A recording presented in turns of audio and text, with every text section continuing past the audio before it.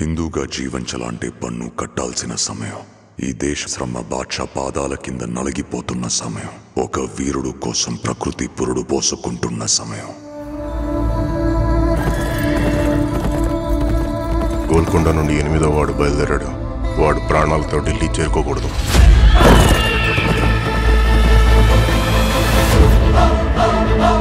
ఇది నేను రాసే చరిత్ర. సింహాసనమా, మరణ శాసనమా? ఈ భూమి మీద ఉన్నది ఒక్కటే కోహినూర్.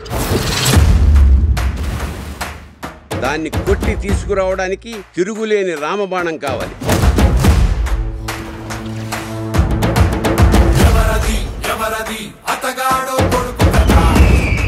ఇప్పటిదాకా మేకల్ని తినే పులిని చూస్తుంటారు. ఇప్పుడు పులుల్ని వేటాడే బెబ్బుల్ని చూస్తారు.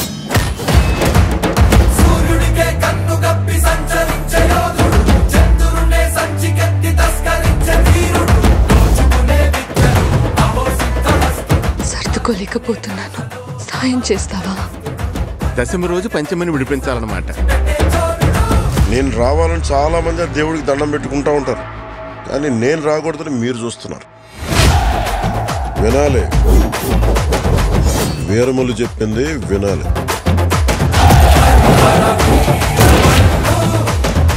నువ్వు మా వెర్రివిస్తున్న మావయ్యవు కదూ.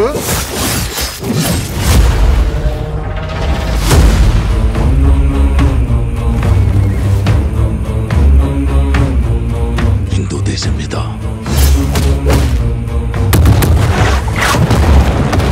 పవిత్రమైన మన జెండా గర్వంగా ఎగరాలి. ప్రకృతికి ఇంకో ధర్మం ఉంది ఔరంగజేబ్.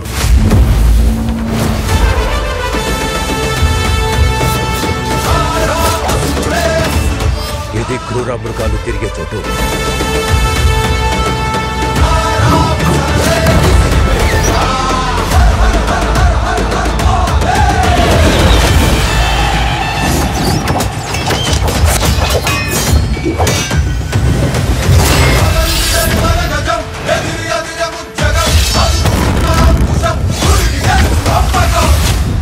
ఆంది వచ్చేసింది.